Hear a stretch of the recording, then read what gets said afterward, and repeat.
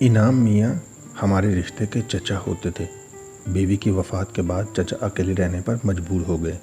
آس پاس چند رشتہ داروں کے گھر تھے، وہ ان کا خیال رکھتے۔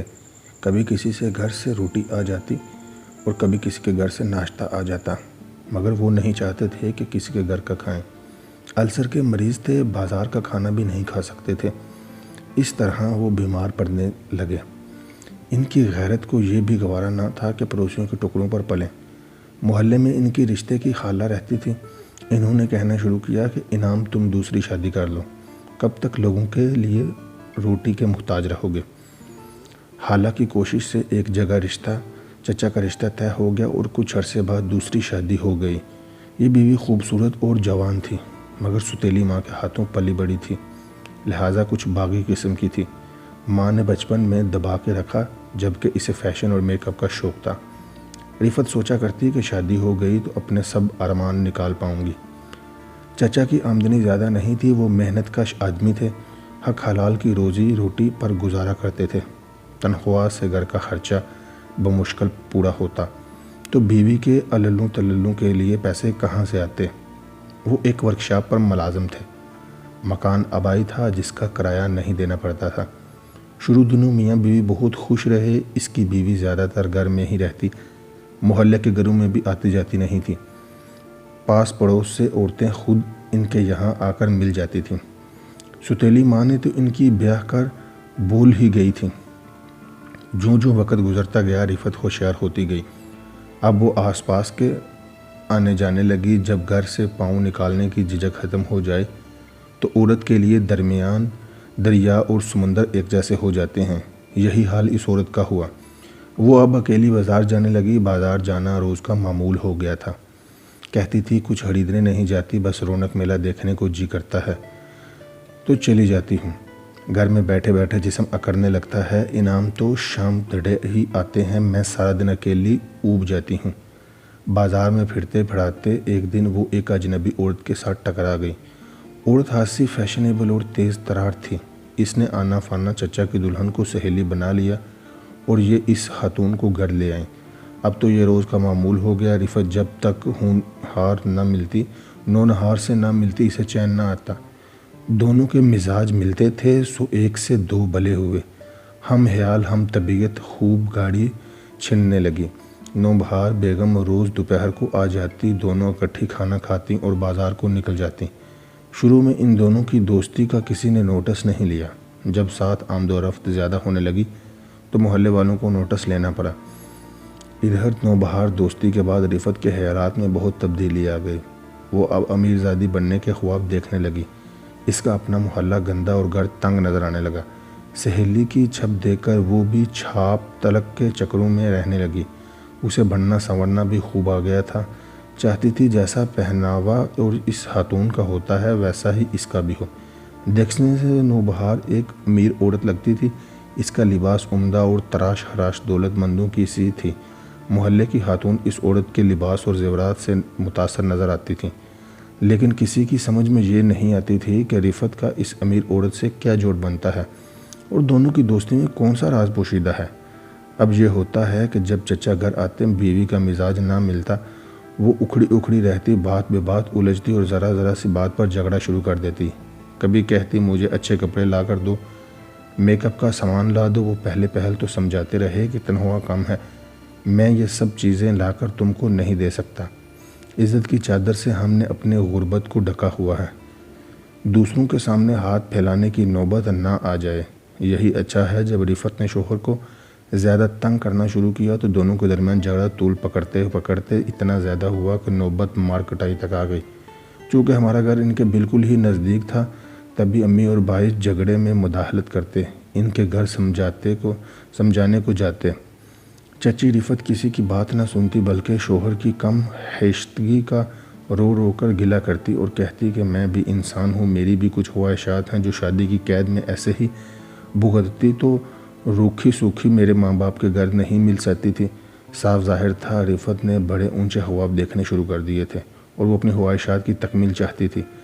شوہر بیچارہ بھی مجبور تھا، دن بھر کی محنت کے بعد بھی اس کو سکون میسر نہ تھا۔ جب گھر میں قدم رکھتا بیوی تانا دیتی کہ لوگوں کی بیویاں عیش کرتی ہیں تو میں کیوں ویسے نہیں رہ سکتی۔ چچا غریب بہت سمجھاتے کہ بیوی اللہ چاہے گا تو ہمارے دن بھی پھر جائیں گے، مگر نوبہار تو چچی کو کسی اور سمت میں لے جا رہی تھی۔ رفت اب کار، کوٹھی اور قیمتی زیورات کے خواب دیکھنے لگی تھی۔ نوبہار اس کو امیر بننے کے کچھ نئے اصول طریقے سمجھا رہی تھی، جس کا علم شوہر کو تھا اور نہ کسی اور کو، مگر رفت کے قدم تھے کہ تھم ہی نہ رہے تھے۔ نوبہار در حقیقت اس بازار کی عورت تھی اور رفت چونکہ خوبصورت تھی، وہ اس کی بولی بھالی جان کو اپنے رستے چلانا چاہ رہی تھی۔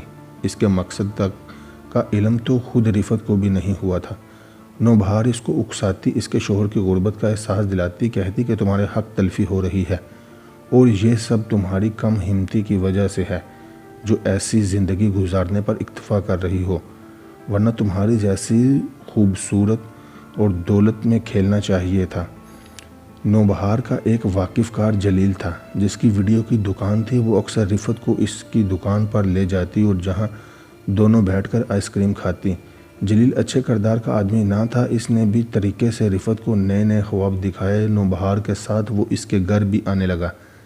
جب دونوں کی جان پہچان خوب ہو گئی تو وہ رفت کے گھر اکیلے بھی آنے لگا۔ یہ شخص برائیوں کا تھا۔ وہ رفت کے لیے تحفے بھی لانے لگا، جس میں عمدہ لباس اور میک اپ کا سامان ہوتا اور مصنوعی جیولری، جس کا رفت چچی کو ہوکا پڑ گیا تھا۔ شروع دنوں کا تو کہتا کہ یہ سب تحفے نوبہار تمہارے لیے بھجوائے ہیں۔ جب انعام چچا نے وہ تحفے تحائف گھر میں دیکھے، پوچھے کس نے دیے ہیں، تو رفت فخر سے جواب دیتی، جو میری بہن بنی ہے وہ ایک بہت امیر عورت ہے، اس نے دیے ہیں، اس کے پاس کسی شے کی کمی نہیں ہے۔ ایسے جھوٹوں کو زیادہ دن تک سچ کا چولا نہیں پہنایا جا سکتا۔ جب روز محلے والوں نے جلیل کو انعام چچا کے گھر آتے جاتے دیکھا تو ان کے بھی کان کھڑے ہو گئے۔ پہلے تو وہ چپ رہے، سوچا کہ ممکن ہے یہ شخص انعام میاں کا رشتہ دار ہو، لیکن ایک روز ایک دو محلے داروں نے چچا سے اس بات کا ذکر کر دیا۔ تبھی ان کو کڑید ہوئی کہ وہ ایک دن دوپہر کام چھوڑ کر گھر آ گئے۔ بدقسمتی سے اسی دن تھوڑی دیر بعد جلیل بھی آ گیا۔ اس نے گیٹ بجایا، چچا نے دروازہ کھولا، سامنے اجنبی کھڑا تھا۔ پوچھا کیوں آئے ہو؟ وہ بولا نوبہار نے بھیجا ہے، رفت سے ان کا کچھ کام ہے۔ چچا نے جلیل کو اندر نہ آنے دیا اور بے عزت کر دیا۔ کہا جو کہنا ہے مجھے کہہ دو، میری بیوی کو کسی پیغام دینے کی ضرورت نہیں ہے۔ اس کے بعد ان کی بیوی نے نیا پہلو بدلا۔ اب انعام چچا کے جاتے ہی روزانہ تیار ہو کر جلیل کی دکان پر چلی جاتی اور تمام دن وہاں بیٹھی رہتی اور شوہر کے آنے سے پہلے گھر آ جاتی۔ یوں ہی دن گزرتے رہے۔ رفت کے فیشن اور اس کی خواہشات میں بھی اضافہ ہوتا گیا۔ کسی کا کانوں کان خبر تک نہیں تھی کہ کس ڈگر پر چل رہی ہے۔ ایک روز محلے کے دو بدماشوں نے رفت کو جلیل کی دکان پر بیٹھے دیکھ لیا۔ انہوں نے چچی کو کہا کہ اتنی دور آنے کی کیا ضرورت ہے، تمہاری جو ضرورتیں ہیں ہم پوری کر دیا کریں گے۔ اگلے دن جو دونوں بدماش رفت کے دروازے پر پہنچ گئے، جوں ہی در کھلا بے دھڑک اندر گھس گئے۔ جھجک کا پہلا قدم ٹوٹ گیا۔ اس کے بعد دونوں رفت کے گھر آنے جانے لگے۔ معلوم تھا کہ ایسے لوگ بلیک میلنگ کا دھندا کرتے ہیں، کمزوریوں سے فائدہ اٹھاتے ہیں۔ رفت پھر عورت تھی۔ انہوں نے اپنے اس مارکہ کا تذکرہ ایک نوجوان دوست سے کیا جس کا نام جان عالم تھا۔ یہ بھی کم بدماش نہیں تھا، تنیت نہ تھا، لیکن چودھری صاحب کا بیٹا تھا، لہٰذا باپ کی طرف سے کچھ عزت ملی ہوئی تھی۔ چچا جب گھر میں نہ ہوتے چودھری کا بیٹا بھی آ جاتا۔ یہ تو یک نہ شد تین شد ہو گئے۔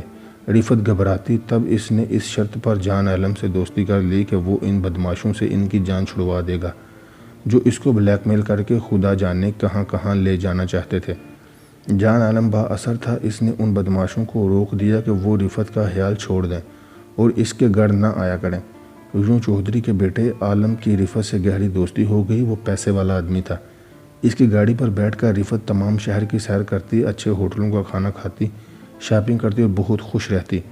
جان عالم علاقے کے چودھری عنایت کا سب سے چھوٹا اور لاڈلا بیٹا تھا۔ وہ پڑھائی میں دلچسپی نہیں لیتا تھا، بلکہ چھوٹی عمر میں ہی غلط کاری میں پڑ گیا تھا۔ اس کے پاس روپے پیسے کی کمی نہ تھی۔ وہ بہت سے روپے رفت کو دے جاتا اور جب سب لوگ تپتی دوپہر میں آرام کر رہے ہوتے تو وہ رفت کے گھر آ جاتا، کیونکہ وہ تو دن بھر گھر میں اکیلی ہی ہوتی تھی۔ محلے والے سارا معاملہ بانپ چکے تھے، لیکن انہوں نے اس سر پھیرے نوجوان کے منہ لگنا مناسب نہ جانا اور محلے کے ایک بزرگ سے جا کر کہا کہ آپ انعام مستری کو جا کر خبر کر دیں کہ یہ ان کے گھر میں کیا ہو رہا ہے۔ اس بزرگ نے چچا کو بلوایا اور کہا، بیٹا انعام گھر کی حفاظت کیا کرو، روزگار میں اس قدر بھی مگن نہ رہو کہ گھر والے آزاد ہو جائیں۔ بزرگ کی بات چچا کی سمجھ میں آ گئی، پھر بھی پوچھ ہی لیا، بزرگوں آپ کیا چاہتے ہیں؟ یہ کہ کبھی کبھی اپنے سیٹ سے چھٹی لے کر دوپہر کو گھر چکر لگا لیا کرو۔ ٹھیک ہے تایا جی، میں آ جاؤں گا۔ ایک روز اچانک دوپہر کو انعام گھر آ گئے، دیکھا کہ چودھری کا لڑکا ان کے گھر کا دروازہ کھول کر اندر جا رہا ہے۔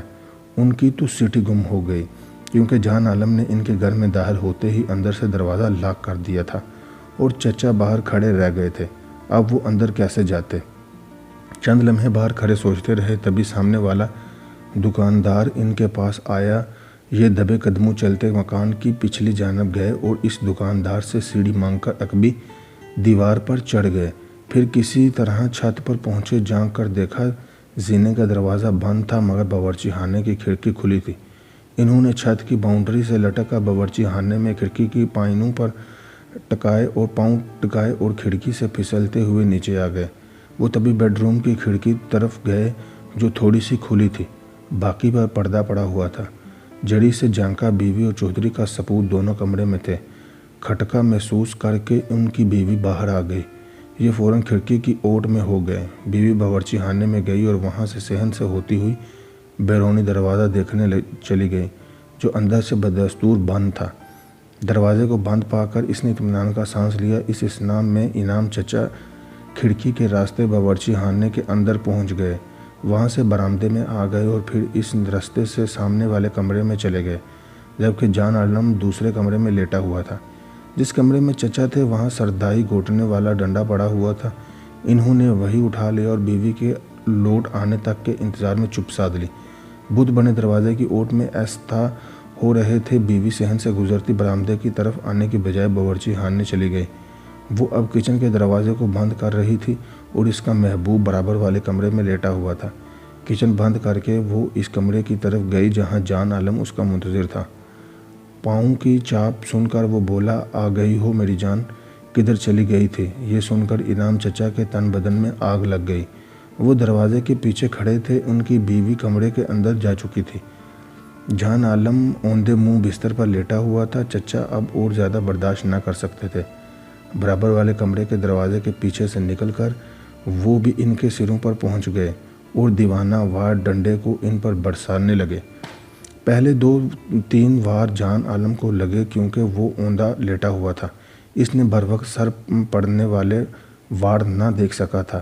ڈنڈے کی ضربات ایک کے بعد ایک اتنی تیزی سے پڑی کہ اوندے سے سیدھے ہونے کا اس کو موقع تک ہی نہ ملا۔ ضربات سے اس قدر شدید کہ وہ اپنا سر تک نہ اٹھا سکا تھا، جبکہ رفعت خوفزدہ بھاگتی ہوئی دروازے سے باہر راہداری میں پہنچ گئی۔ بیوی کو بھاگتے دیکھ کر انعام نے جان عالم کو چھوڑ دیا اور رفعت کے پیچھے بھاگے، اسے برآمدے میں جا لیا اور اس پر بھی ڈنڈے برسانے لگے، یہاں تک کہ ان کے قدموں میں گر گئی اور چیخنے چلانے لگی کہ مت مارو مجھے، مت مارو، تم کو خدا کا واسطہ۔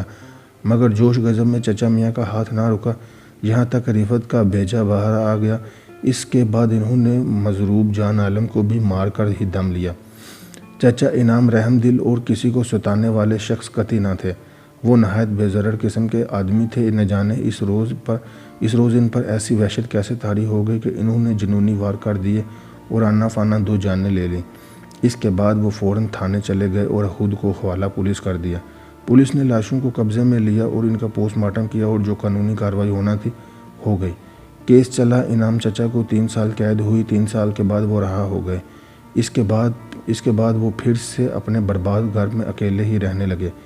اس کی دوبارہ سے آباد کرنے کا سوچا بھی نہیں، کیونکہ سوچتے جب کہ وہ عورت ذات سے ہی نفرت کرنے لگے تھے۔